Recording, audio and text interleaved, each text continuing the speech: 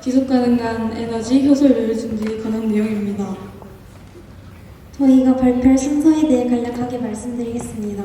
발표는 동기와 목적, 이론적 배경, 가설 설정, 실험 과정, 실험 결과 분석, 보완할 점, 미래 동향 순서입니다.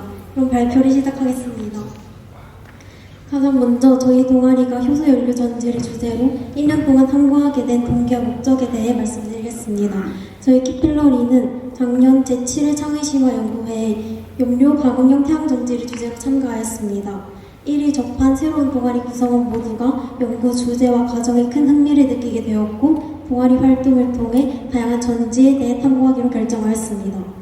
이후 효소 연료 전지의 다양한 종류와 특징에 대해 알아보며 최종적으로 효소 연료 전지를 탐구 주제로 선정하게 되었습니다. 저희는 서로 다른 균종을 사용하거나 과산화수소수에 넣는 카탈레이스의 양을 다르게 한다면 효소 연료 전지의 효율이 어떻게 달라지는지에 대해 알아보고자 하였습니다.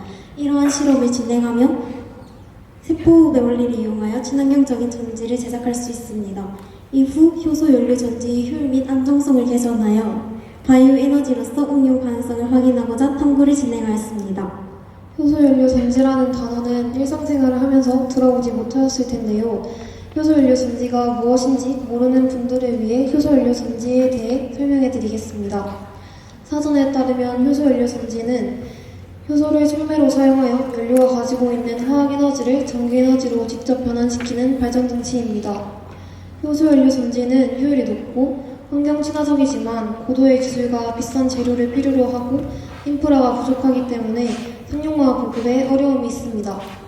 전자전달기는 용량소로부터 전자를 전달받아 환원력이 가장 큰 산소로 전자를 전달하고 이후 그 주위에 ATP 생성요소가 ATP를 합성해냅니다. TCA 회로는 포도당이 산화되면서 에너지를 방출하는 에너지 생성 경로입니다. 산화전극인 토양세균과 유산균은 유기물을 분해하여 전자를 방출하고 본탐구에서 양극으로 작용합니다. 환원전극인 카탈레이스는 과산화수소수를 분해하여 전자를 방출하고 생성된 산소의 전기음성도로 인해 음극으로 작용합니다.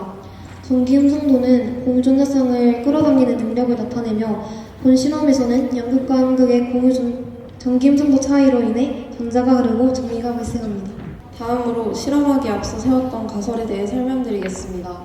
우선 유산균을 넣은 실험에서는 유산균이 포도당을 젖산으로 분해하기 때문에 유산균을 넣지 않은 실험보다 전자를 방출하는 과정이 한 번 더 일어나므로 전압이 더 높게 측정된 것이라 예상했습니다. 다음으로 과산화수소수에 첨가하는 카탈레이스의 양이 많아질수록 과산화수소수가 더 많이 분해되어 이동하는 전자가 많아지므로 전압이 더 높게 측정될 것이라 가설을 세웠습니다. 마지막으로 흙을 사용한 실험에서는 토양세균이 포도당과 젖산을 분해하기 때문에 흙을 사용하지 않은 실험보다 전자를 방출하는 과정이 한 번 더 일어나므로 전압이 더 높게 측정될 것이라 예측했습니다. 이어서 효소 연료 전지의 제작 과정에 대해 설명드리겠습니다. 먼저 비커 3개에 흙, 증류수, 포도당, 흙, 증류수, 포도당, 유산균, 증류수, 포도당, 유산균을 각각 넣어 섞고 배양기에서 30도로 설정하여 24시간 배양하여 산화전극을 만듭니다. 또 다른 비커 3개에 과산화수소수를 넣어 환원전극을 만들고 산화전극과 환원전극에 철사로 코일을 만들어 많이 접하도록 설치합니다. 제작한 산화전극과 환원전극을 하나씩 옆다리로 연결하고 양극의 코일을 전압계에 연결하여 포도당과 카탈레이스를 넣기 전과 후의 전압을 측정합니다. 가장 먼저 진행한 1차 실험에서는 수생액을 사용하여 실험을 진행하였습니다. 이때 실험 결과값을 얻지 못했는데 그 이후로 수생액과 증류수가 잘 섞이지 않았기 때문으로 추측해 보았습니다. 이를 보완하여 2차 실험에서는 분양액을 사용하여 실험을 진행하였습니다.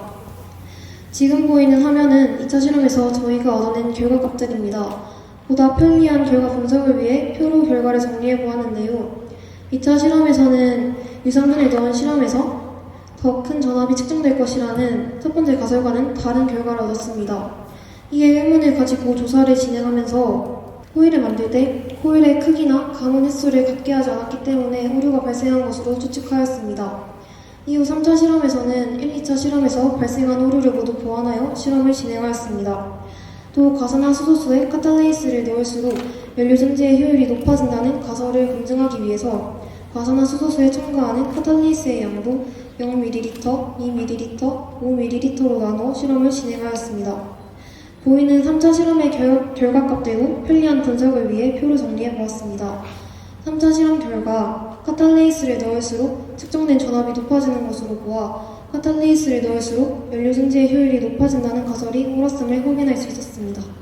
3차 실험 결과를 바탕으로 분석한 내용을 말씀드리겠습니다.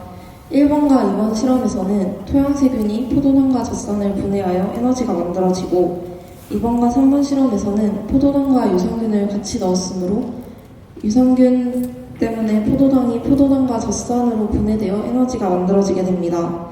1번 실험과 2번 실험을 비교할 때 2번 실험에서는 유산균 때문에 에너지가 만들어지는 과정이 1번 실험보다 한 번 더 일어나서 2번 실험의 효율이 더 좋을 것으로 예측했으나 1번에서 더 높은 전압이 측정되었습니다.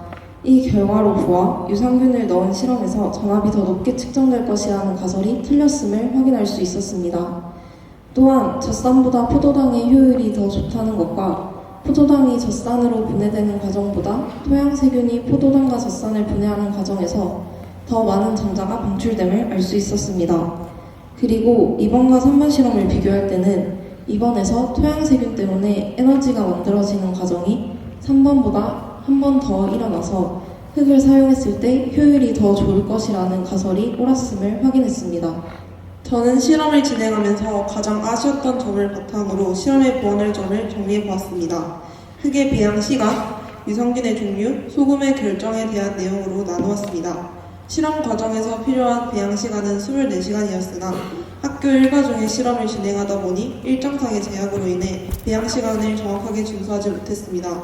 이로 인해 2차 실험과 3차 실험에서 배양 시간의 차이가 발생하여 실험 결과에 오류가 생겼을 것입니다. 또한 실험을 위해 유산균을 구매했으나 배송하는 과정에서 문제가 생겨 배송받지 못했습니다. 실험을 진행해야 하는 상황에서 급한 대로 학교에 계신 선생님께 유산균을 빌리거나 집에서 가져와 사용하여 각 유산균의 성분 차이로 인해 오류가 생겼을 것입니다. 마지막으로 소금을 완전히 녹인 상태에서 실험을 시작했으나 실험을 진행하는 과정에서 온도가 낮아져 소금의 결정이 생겼습니다. 결정이 형성되면 염다리 내부에 고체 형태의 소금이 축적되어 이온의 자유로운 이동을 방해하고 이로 인해 이온의 농도가 낮아져 전기 전도도가 감소하기 때문에 오류가 생겼을 것입니다. 다음으로 효소 연료전지의 미래 동향에 대해 말씀드리겠습니다.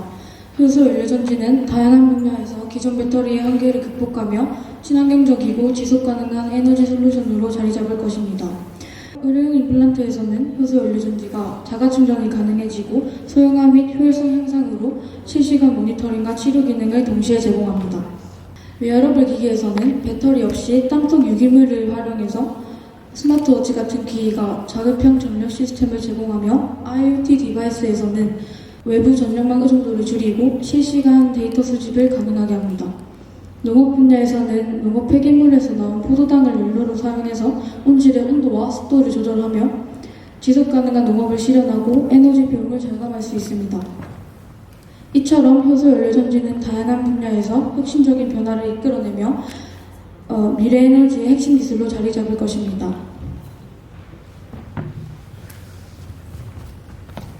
저희 동아리는 2024년 1년 동안 효소 연료전지에 대해 탐구했습니다.